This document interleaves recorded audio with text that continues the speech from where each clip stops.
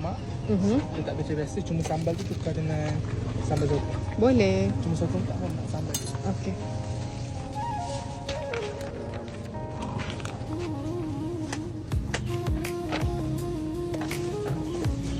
Yang ni semua boleh? Boleh.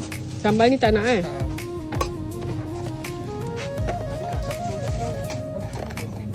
Tak ada juga. Ayo tahu tak mau.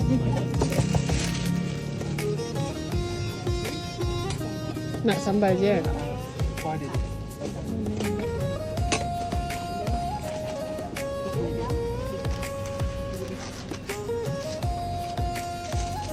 Okey. Lepas tu nak nasi putih.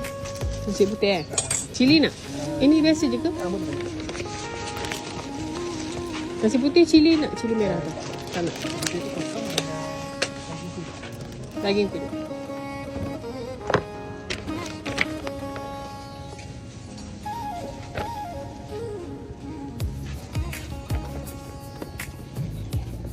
Ya, alah. Saya mah kucing. Timun?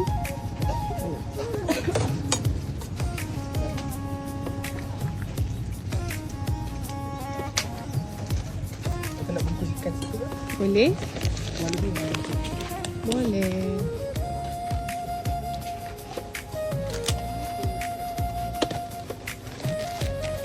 Yang mana? Yang gulai kan? kalau tak ada. Okey, ada.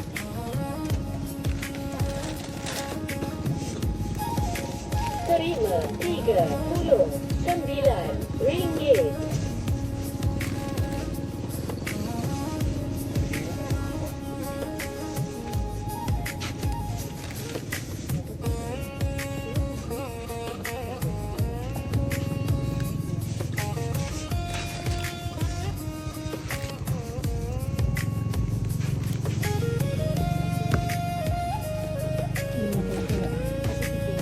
Okey. Cili menyorok. Dia cari cili jumpa satu. Dia nyorok dah.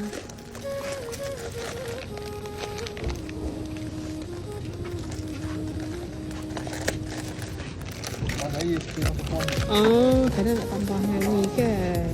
Rasa. Ini je. Sambal tak nasi lemak tak nak? Okey. 7 9 ni tadi biasa lauk. Oh, 14 ringgit. Satu tak ada lauk kan? 14 ringgit. 14. Satu kuah je kan? Ada lauk kan?